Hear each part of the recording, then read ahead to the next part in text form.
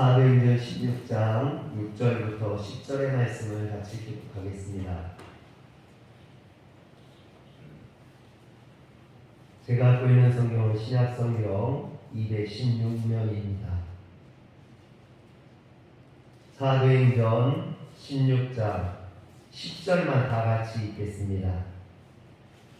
바울이 그 환상을 보았을 때 우리가 곧 마게도냐로 떠나기를 있으니 이는 하나님이 저 사람들에게 복음을 전하라고 우리를 부르신 줄로 인정함이로라. 아멘. 할렐루야. 실라와 그리고 디모데와 함께 루스드라를 출발한 바울은 오늘날의 터키 대륙의 서부 지역인 아시아에서 계속 복음을 전하려 했습니다.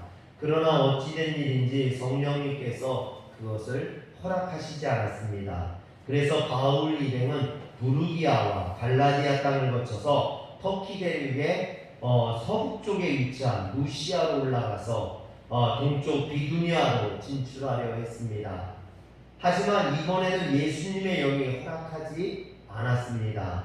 바울 일행은 어쩔 수 없이 루시아에서 비두니아로 나아가기를 포기하고 그 반대편인 드루아로 내려가게 됩니다. 이 드루아는요, 아시아 대륙과 바다 건너 유럽 대륙을 이어주는 그런 항구 도시였습니다.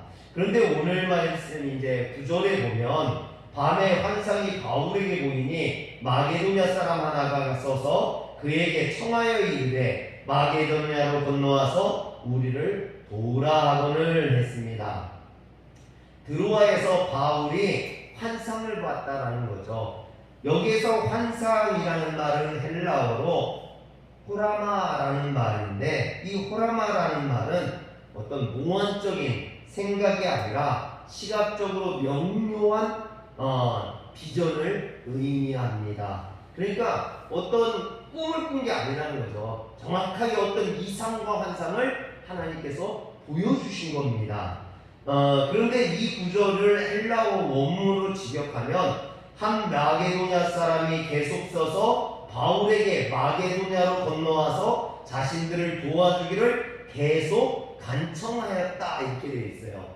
여러분, 계속해서 진행형으로 말씀이 주어지고 있다라는 것이죠. 이 얘기는 뭐냐면 바울이 순간적으로 어떤 신기루처럼 순간적으로 봤다가 사라진 환상이 아니라 여러 번 계속해서 오랜 시간을 거쳐서 바울에게 보여진 환상이라는 것을 알 수 있다라는 것입니다. 그런데 여러분, 마게도냐는 바다 건너 유럽 대륙에 속하는 지역입니다. 지금 바울은요, 전도 여행 중이에요. 여행자라는 얘기죠. 여행자라면 지금 환상으로 마게도냐 사람이 도와달라는 요청을 받았고, 그러면 마게도냐로 떠나가면 되는 거예요. 그렇지 않습니까? 여행의 준비가 이미 다 되어 있으니까 떠나기만 하면 됩니다. 무슨 떠나기 위해서 집을 팔아야 되는 것도 아니고 여행 꾸러미를 다시 뿌려야 되는 것도 아니고 뭘 처분해야 되는 것도 아니에요. 그냥 떠나기만 하면 돼요. 그런데 오늘 말씀에 보면 떠나기로 힘썼더라 10절에 이야기하고 있어요. 떠나기를 힘썼다라는 거예요. 도대체 그냥 떠나면 되지 무엇 때문에 떠나기를 힘썼느냐라는 거죠. 그것은 그때 당시에 어떤 교통을 보면 알 수 있어요. 지금처럼 비행기나 버스나 배가 정기적으로 이렇게 있는 시대가 아니죠. 당시에 이런 바다를 건너려면 상선을 타야 되는데, 상선이라는 것이 물건이 필요할 때 또는 무역을 할 때 다니는 상선이다 보니까 이게 정기적이지가 않다라는 겁니다. 그러므로 항구에 나가서 마게도냐 지방으로 가는 배를 기다렸다가 타야 되는 거죠. 그러면 바울 일행이 계속해서 항구에 나가서 마게도냐 지방으로 가는 배가 있는지 수소문을 했을 것이고 그것을 찾았다, 그런 어떤 노력을 이야기하고 있는 겁니다.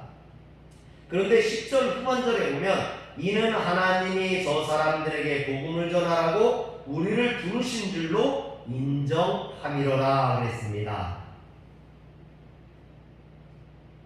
바울 일행이 바다 건너 마게도냐로 가기를 힘쓴 것은 바울이 본 환상을 하나님께서 마게도냐 사람들, 즉 유럽 사람들에게 가서 복음을 전하라는 뜻으로 인정했다, 받아들였다라는 것입니다.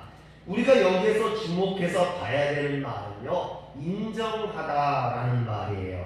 원문에 보면 이 인정하다라는 말은 십비바조라는 말이에요. 십비바조.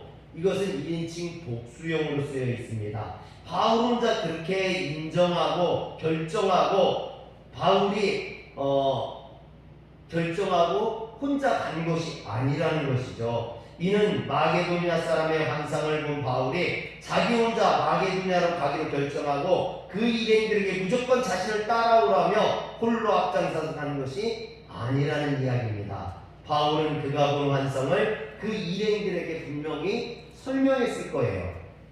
다른 모든 일행들이 바울의 뜻을 따르기를 동조했다, 이런 뜻이겠죠. 여러분, 그렇다면 지금 바울 일행이 누구입니까? 바울과 또 첫 번째는 예루살렘에서 예루살렘의 선지자라고 하는 그래서 예루살렘에서 안디옥 교회로 와서 바울과 같이 제2차 전도 여행을 출발한 실라가 있겠죠. 본래 바울은 실라가 아니라 바나바와 2차 전도 여행을 떠나려고 했었습니다. 그런데 바나바와 마가 요한의 동행 문제로 심하게 다투고 둘이 갈라서게 되죠. 그래서 바나바는 마가를 데리고 먼저 이제 떠나고 구부로 섬으로 떠나고 바울은 예루살렘에 있던 실라를 불러서 그 실라와 둘이 떠나게 됩니다. 그래서 바울 일행의 첫 번째는 실라였어요. 바울과 실라. 그렇죠. 그리고 두 번째는 루스드라에서 바울의 조력자로 동행하게 된 젊은 18살밖에 되지 않은 청년 바로 디모데였죠. 디모데. 이 디모데는 헬라인 아버지와 유대인 어머니에게서 태어난 자로 그의 어머니 유니게와 예할머니 로이스는 거짓이 없는 진실된 믿음을 가진 자로 성경에 기록되어져 있습니다. 디모데는 이런 어머니와 외할머니의 신앙을 물려받아서 루스드라와 이고니온에 있는 형제들에게 칭찬받는 자였더라 그랬어요. 이렇게 인품이나 신앙이나 본이 될 수 있는 그런 디모데였던 것을 보게 됩니다. 그리고 세 번째는 누가복음과 사도행전의 저자인 누가였습니다. 누가는 드로아의 의사로서 바울이 드로아에 왔을 때 바울을 진료하다가 바울로부터 복음을 듣고 예수를 영접했던 사람이죠. 그런데 이 육체적인 질병이 있는 바울이 그 먼 전도여행을 떠나는 것을 우려하고 걱정해서 이 바울의 전도여행에 전격적으로 동참하게 된 것이 의사 누가입니다. 그래서 바울의 지금 일행은요 이렇게 구성이 되어 있는 거죠. 바울과 그리고 예루살렘에서 온 실라 그리고 젊은 청년 조력자였던 디모데 그리고 의사였던 누가 이렇게 네 명이 같이 전도여행을 하고 있는 겁니다. 근데 그 중에서 누가 환상을 봤냐면 바울이 봤다는 거죠. 그 환상을 바울이 봤다 할지라도 바울 혼자 모든 것을 결정하고 떠나지는 않았을 겁니다. 그것을 같은 동역자였던 실라나 디모데나 누가와 같이 합의를 보고 상의를 하고 또 같이 나눴겠죠. 이처럼 바울은 지금 홀로 전도여행을 하고 있는 것이 아닙니다. 팀을 이루어 함께 전도를 하고 있습니다. 그러므로 바울이 아무리 환상을 봤다고 하더라도 홀로 판단하고 개인적으로 행동할 수는 없었죠. 바울은 자신이 본 환상을 함께 전도여행을 하고 있는 동역자였던 실라나 디모데 그리고 누가에게 수상히 설명했을 것이고 그리고 서로 토의한 끝에 하나님께서 마게도냐 사람의 환상을 보여주신 것은 복음을 마게도냐 사람들에게 전하기 위함이라는 결론을 내리게 되었던 것이죠. 그래서 다 같이 배를 타고 마게도냐로 가기로 노력했다라는 겁니다. 그런데 여기에서 인정하다로 번역된 신비바조는 본래 함께 결합하다라는 뜻을 갖고 있어요. 이것은 바울이 본 환상에 대해 바울과 실라 그리고 디모데와 누가가 단순히 의견의 일치를 보았다라는 뜻이 아닙니다. 여러분, 환상이라는 것은 초이성적인 그런 것이죠. 이성을 이해할 수 없는 부분들이 많습니다. 바울이 본 초이성적인 환상을 마게도냐 사람들에게 복음을 전하라는 하나님의 명령으로 바울 일행이 이것을 깨닫고 인정했다라는 것이죠. 이처럼 환상은 초이성적인 것인데 바울이 본 환상을 하나님께서 그들에게 복음을 전하라고 우리를 부르신 것으로 인정했다라는 것은 그들이 바울이 본 환상을 이성적으로 이해하고 해석하고 판단하고 결정했다라는 것입니다. 할렐루야. 그러므로 여기에서 사용된 신비 가조는 함께 결합하다라는 뜻은 바로 이런 초이성적인 환상과 바울 일행의 이성적인 판단이 하나로 합치됐다, 일치했다라는 뜻입니다. 사랑하는 성도 여러분, 우리에게 하나님께서 주시는 환상과 우리의 판단이 일치해야 됩니다. 그래야 하나님의 뜻과 우리의 뜻이 하나가 될 수 있죠. 하나님의 뜻을 우리가 오해하거나 곡해하거나 다르게 판단해서는 안 되겠죠. 그 판단하는 역할을 무엇이 했느냐? 인간의 이성, 바울과 그 동역자들의 이성적인 판단이 있었다라는 겁니다. 이처럼 환상이 주어졌을 때 그 환상이 하나님께로부터 온 것인지 아니면 이것이 자신의 망상인지 아니면 이것이 사단으로부터 온 것인지 우리가 그것을 판단할 수 있어야 된다는 거죠. 그 판단하는 것이 이성의 역할이라는 거예요. 여러분, 그것이 하나님으로부터 온 것이라고 생각한다면, 그것이 판단되어진다면, 그러면 그 이성, 그 환상이 우리에게 주어졌는데 그 환상의 뜻이 무엇인지 분별하는 것도 이성의 역할이라는 거죠. 하나님께서 환상을 주셨어요. 그렇다면 그 환상의 뜻이 무엇이겠느냐? 오늘 바울과 그 동역자들은 그것이 마게도냐 사람들에게 복음을 전하라는 하나님의 뜻으로 판단했던 거죠. 이처럼 우리는 환상을 보고 그것을 판단할 수 있어야만 합니다. 이성적인 판단을 내릴 수 있어야 되는 거죠. 또 이성적인 판단을 내렸다면 그 이성적인 판단에 따른 실천이 있어야 되죠. 여러분, 지금 바울과 그 동역자들이 마게도냐 사람들에게 그 복음을 전하는 하나님의 환상을 받고 그것을 이성적으로 판단했어요. 그리고 마게도냐로 가기를 힘썼다라는 거죠. 그것을 실천하기 위해서 노력했다라는 겁니다. 사랑하는 성도 여러분, 오늘 우리가 환상을 보는 게 중요한 게 아니에요. 그 환상을 보고 그것을 판단할 수 있고 또 판단할 뿐만 아니라 그것을 실천할 수 있어야 된다는 거죠. 삶으로 살 수 있어야 하는 줄 믿으시길 바랍니다. 하나님께서는요, 우리에게 말씀이라는 걸 주셨어요. 성경 말씀을 주셨죠. 근데 이 성경 말씀이 주어지기 전에는 하나님께서 꿈이나 환상으로 많이 말씀을 하셨어요. 그래서 성경에 나오는 인물들을 보면, 성경이 주어지기 전의 인물들을 보면 꿈이나 환상을 통해서 하나님을 많이 봤어요. 물론 지금도 하나님께서 원하신다면 얼마든지 꿈이나 환상이나 이런 것을 통해서 당신의 말씀을 하십니다. 그러나 지금 우리는 말씀 시대에 살고 있어요. 그렇기 때문에 하나님께서 주로 무엇을 통해서 주시느냐? 말씀으로 주신다라는 거죠. 그런데 하나님께서 주시는 이 말씀을 오늘 우리가 이해할 수 있어야 돼요. 판단할 수 있어야 됩니다. 그리고 그 말씀을 따라 살아갈 수 있어야 되는 줄 믿으시길 바랍니다.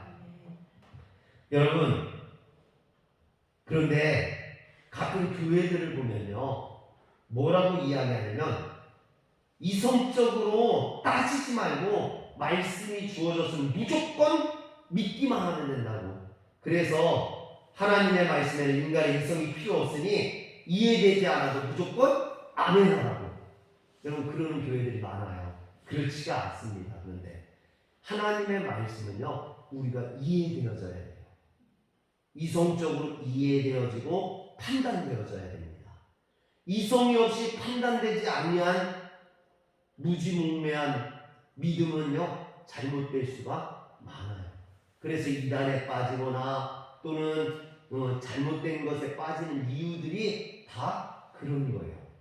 여러분, 하나님께서는 우리에게 환상을 보여주시되 그것을 우리에게 판단할 수 있는 능력을 주시는 줄 믿으시길 바랍니다. 하나님의 말씀이라는 것이요, 시간과 공간에 초월해서 우리에게 주어집니다. 그러므로 이런 주어지는 어떤 말씀들을 우리가 이해할 수 있어야 되죠. 그것을 판단할 수 있어야 됩니다. 그런데 우리의 이성이 그걸 판단할 수 있느냐? 이 이성이라는 것은요, 사실 인간의 것이 아니에요. 하나님이 주신 거거든요. 하나님께서 인간을 창조하실 때 하나님께서 우리 인간에게 주신 것이 이성인 거죠. 그러므로 그 이성은 어디서 온 겁니까? 하나님으로부터 온 거예요. 여러분, 하나님의 속성이라는 거죠. 하나님께서 인간을 지으시면서 당신의 이성도 주신 겁니다. 그러므로 우리는 하나님께서 주신 이성을 통해서 하나님의 말씀을 판단할 수 있는 거죠. 여러분, 좀 어려운가요? 네. 하나님이 주시는 환상을 우리가 이성을 통해서 그것을 판단할 수 있다는 거예요. 물론 거기는 전제가 있어요. 그 이성의 존재는요, 내 지식이 아니라 하나님 말씀이 돼야 돼요. 그래서 이성과 어떤 계시, 환상 사이에는요, 연관관계가 있는 거예요. 서로 배척하는, 서로 어울릴 수 없는, 서로 반대되는 개념이 아니라는 거죠. 그래서 이성적이라고 해서 어떤 하나님의 말씀을 배척해서는 안 되는 거고요. 또 하나님의 말씀을 이성적으로 판단하면 안 된다고. 여러분, 그것도 잘못된 거라는 거예요. 하나님의 말씀은 우리 이성을 통해서 판단할 수 있어야 되고 그 이성의 기초는 말씀이 되어야 되는 거예요. 말씀에서 나온 이성이 되어야 되는 거고요. 그 이성을 통해서 하나님의 말씀이 판단되어져야 되는 거예요. 그래야 우리가 잘못되지 않고 우리의 신앙이 올바로 하나님의 말씀을 이해할 수 있고 판단할 수 있고 또 그것을 우리의 삶 속에서 실천할 수 있는 거예요. 여러분, 그러므로 오늘 우리가 하나님의 말씀을 잘 따를 수 있어야겠죠. 바울이요, 로마서 12장 1절에 이런 말을 해요. 그러므로 형제들아, 내가 하나님의 모든 자비하심으로 너희를 권하노니 너희 몸을 하나님이 기뻐하시는 거룩한 산 제물로 드리라. 이는 너희가 드릴 영적 예배니라 그랬어요. 여기에서 영적 예배니라 그랬는데 영적이라는 말이 로기코스라는 말이에요. 근데 이 로기코스라는 말은 이성적이라는 말이기도 해요. 즉 영적이라는 것과 이성적이라는 것은 다른 게 아니라 같은 것이다라는 거예요. 서로 보완하고 하나 될 수 있는 로기코스, 영적이며 이성적인 것이라는 거죠. 그러므로 오늘 우리는요, 하나님의 말씀 위에 내 이성을 놓는 교만함에 빠져서는 안 돼요. 하나님의 말씀을 무시하고 이건 이성적이지 않아 그러는 사람들이 있어요. 여러분, 그것도 잘못된 거예요. 교만은 하나님이 가장 미워하시는 거라겠죠.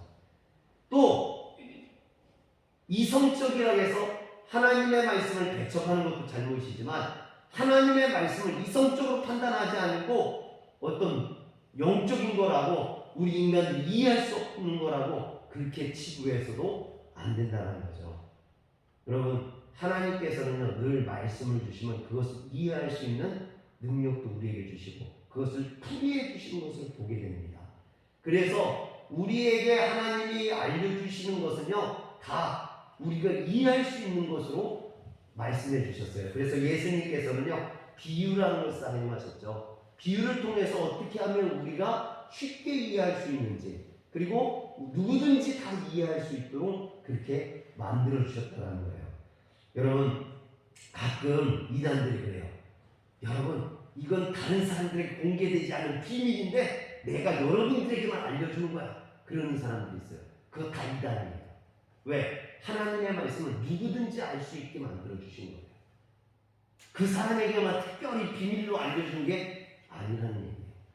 하나님의 말씀 모든 사람들이 듣게 하고 깨닫게 하고 그것으로 삶을 살게 하기 위해서 주어진 거예요.